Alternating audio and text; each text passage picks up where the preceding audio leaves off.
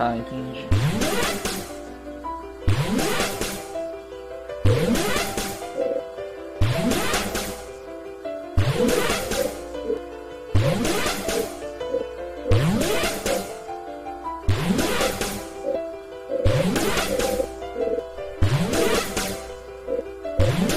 Ele não fica!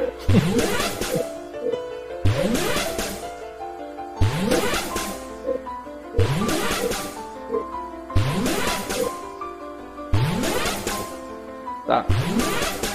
No amarelo, como que a gente consegue.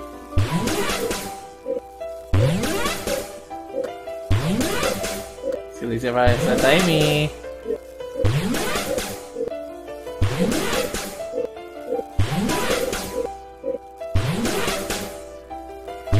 Vamos no azul. Não, não. Cadê o azul?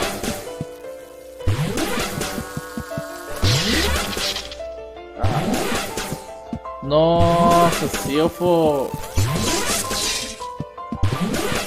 Eu tô sendo patético, né? Vem aqui. Deixa eu ver.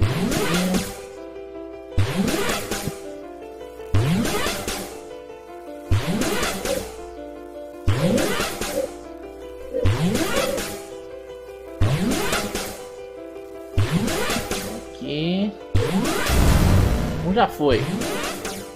Ok, yeah. Deixa eu ver aqui no vermelhinho. Põe ele pro fora.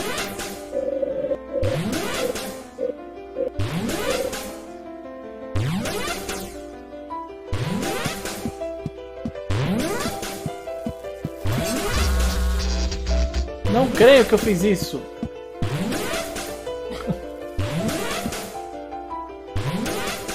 Tá, vamos já deixar no esquema então.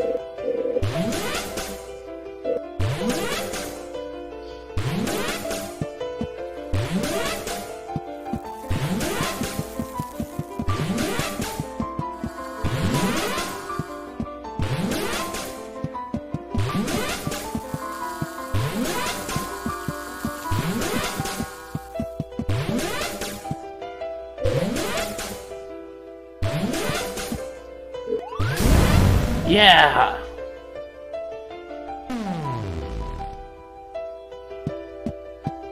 Bora, gente. Segurança, né?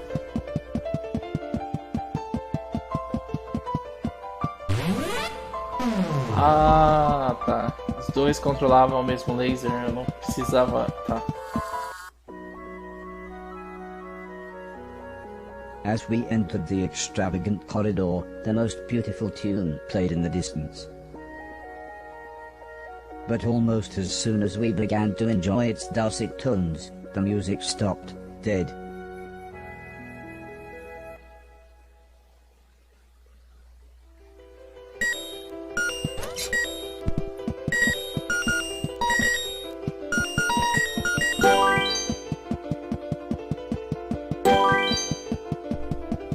Então, beleza.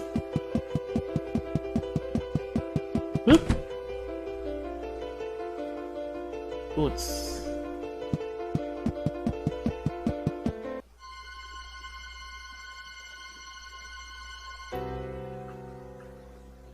The Mataram o professor tiozinho. was dead, but everything seemed wrong. He was old, very old, maybe 20 years older than when I'd last seen him. Mr. Silton sounded very sad when he said, "How did anyone even get in here?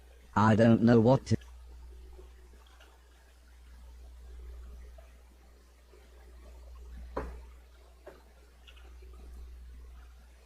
Ah, tá ali, pausa sem querer. do now. I suppose we'll head back to the train station.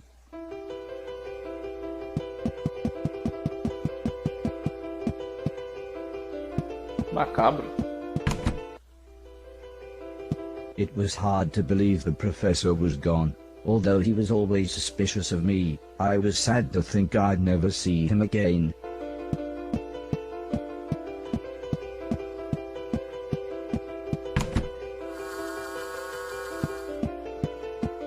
Eu não consegui correr. Is it? Yes, it is. This is the right day. said the professor as he jabbed at a small metal box.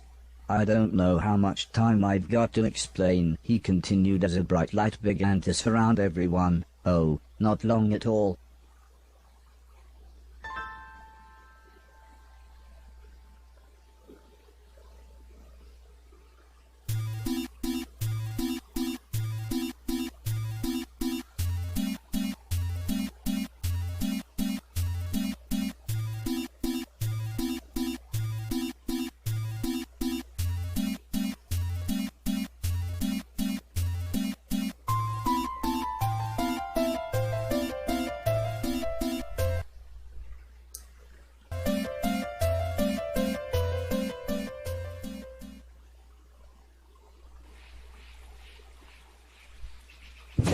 We had reappeared just as smoothly as we had left, but we were somewhere very different. Mr. Preston and Mr. Logan were speechless, but the professor just continued studying his box. Looking back, I suppose I was rather stupid, as I ended up chasing a beautiful butterfly. I was lost, but soon I realized I wasn't as alone as I thought. Eita! Ai! Caraca! I couldn't believe we had time traveled, but there was no time to sightsee. Ai! Caraca! Now, this was clearly worth something. Não!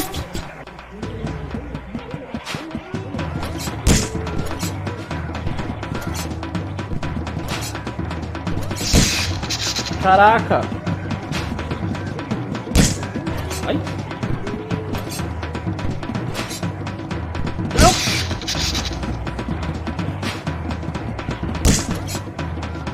Esse trajeto que a lança faz dá uma enganada legal. Tá, aqui eu tenho que pôr. Oi? Mano! Oi!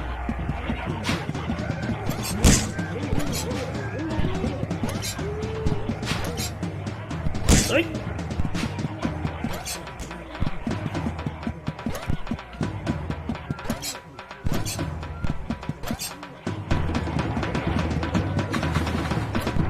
The prehistoric world looked like paradise, except for the killer cavemen.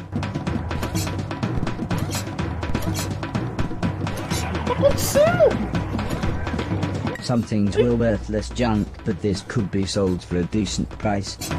Eu já perdi o bichinho, eu nem sei o que aconteceu. I would have liked to have a look around, but I had to get Vai, mano, back corre. to the others.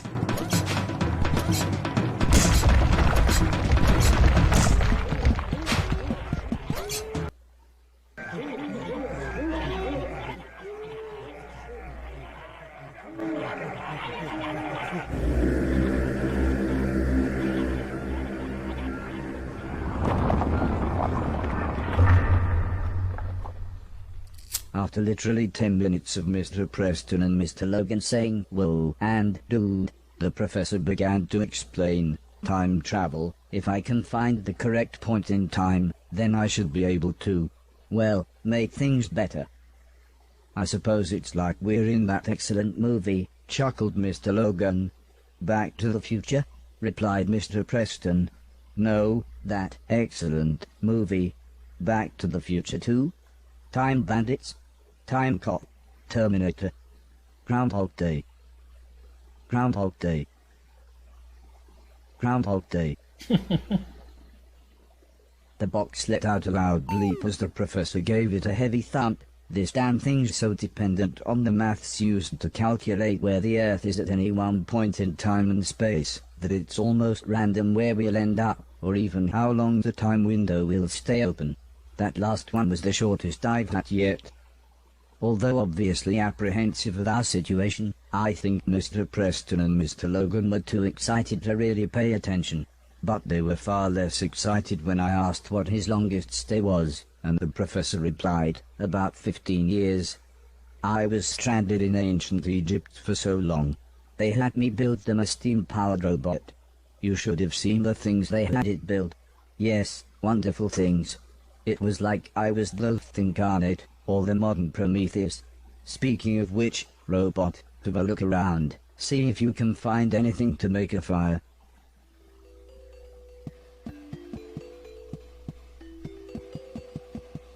Tá, a primeira coisa que eu vejo é se tem... Como? As great as my shoes were, they weren't much use when there was nothing for them to stick to. I rolled deep into the cave, but at least I had found the professor some firewood. Now I just needed to get back to everybody else. Ah, easy. Uma água nem tá aqui. Bom, ali não tem condições de passar. Desce? Nossa, eu peguei o negócio e nem percebi. Ui! A aranha me vê, ela já... It may seem ridiculous, but I really did fall this far into the cave.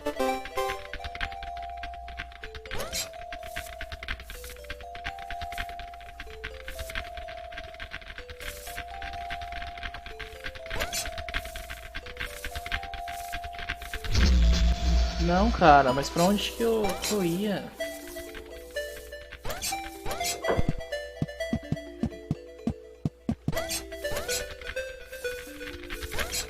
Ah, acima. Quase que não rola. Ele é cenário, é cenário.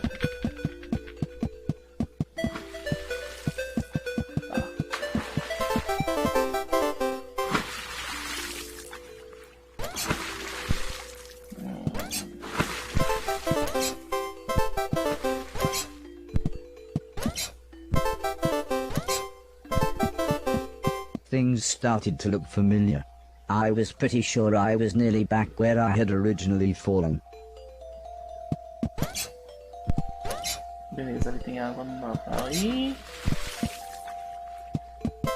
Ai!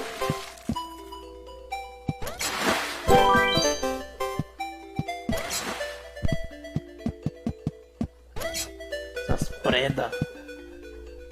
E aí, gente? Everybody warmed themselves by the fire. In the orangey glow, the cave even looked a little homely. Mr. Logan was much more comfortable now that he could see his surroundings, but Mr. Preston kept saying, "We're in bloody dinosaur times." The professor laughed. He pointed out that there was 65 million years between dinosaurs and the emergence of man. But that just made Mr. Preston panic about possible dinosaur ghosts. I got the feeling Mr. Logan had heard this kind of talk before, as he sighed when he said, "Oh, I suppose you believe in ghosts as well now, do you?" "Well, yeah," said Mr. Preston. "Barry's missus says this bloke who works with her uncle reckons his brother saw one. Fact." And with that, he began to tell the most amazing story I had ever heard. He explained how there was a man traveling through the Black Wall Tunnel who saw a young motorcyclist stood by a smashed-up motorbike. The man stopped, so the motorcyclist told him an address, but when he got in the back of the car, he fell silent, clearly in shock. "This isn't a ghost story," interrupted Mr. Logan. "This is called giving someone a lift." Mr. Preston was annoyed. Mr. Logan's stupid joke had ruined his train of thought. The brother of a bloke who works with Mrs. Silton's uncle gave a young motorcyclist a lift after a crash outside the Black Wall Tunnel. I said, just happy to be part of the conversation. "Yeah, that's it," said Mr. Preston as he explained that when the man arrived at the address, the motorcyclist had vanished. He said the man, not knowing what else to do, knocked on the door of the house. Soon an old lady answered, and when the man asked her if she had a son, she burst out crying and sobbed, "I did have, but he died 10 years ago today, just outside the Black Wall Tunnel." I couldn't believe my audio sensors. This was concrete proof of the afterlife. I mean, Mr. Logan did point out that the story was from a children's TV show called Grange Hill, but you can't argue with the facts. Soon, the professor had finished inputting whatever data his box needed. "Robot," he said, "we need to be outside for my computations to be truly accurate. Find us an exit from this platonic allegory." The cave. Find us a way out.